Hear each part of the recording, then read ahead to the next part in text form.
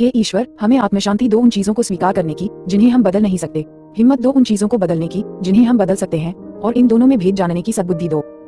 तेरी इच्छा चले प्रभु, हमारी नहीं। सिर्फ आज के दिन, जुलाई 26, बिना शर्त समर्पण। एडिक्टों को मदद मिलनी तभी शुरू होती है जब हम पूर्ण पराजय कबूल कर पाते हैं। ये डरावना लग सकता है, लेकिन यही बुनियाद है जिस पर हमने अपनी जिंदगी खड़ी की। बेसिक टेक्स्ट, पृष्ठ 22।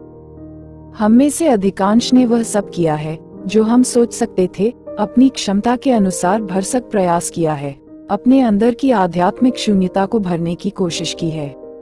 इस आध्यात्मिक शून्यता को भरने के लिए नशे का इस्तेमाल किया, नियंत्रण में करने की कोशिश की, संभालने की कोशिश की, सेक्स से भरने की कोशिश की, पैसे, जायदाद, ताकत और अपनी प्रतिष्ठा का इस्तेमाल किया, पर कुछ भी काम नहीं आया।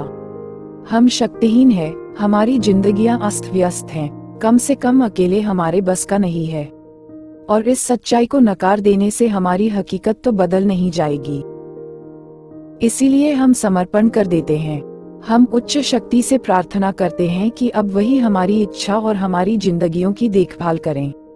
कभी कभी समर्पण करते हुए हमें ये ज्ञान नहीं होता कि हमसे भी बड़ी कोई उच्च शक्ति विद्यमान है, जो हमारी पूर्णता को पुनः स्थापित कर सकती है। कभी कभी हम पूरी तौर पर आश्वस्त नहीं हो पाते कि हमारी समझ का ईश्वर हमारी अस्त व्यस्त जिंदगियों की देखभाल करेगा। लेकिन आश्वस्त न हो पाने की हमारी इस दुर्बलता से वास्तविक सत्य के अस्तित्व को कोई फर्क नहीं पड़ता कि हम शक्तिहीन हैं। हमारी अपनी जिंदगियां अस्त व्यस्त है, हमें समर्पण करना ही होगा।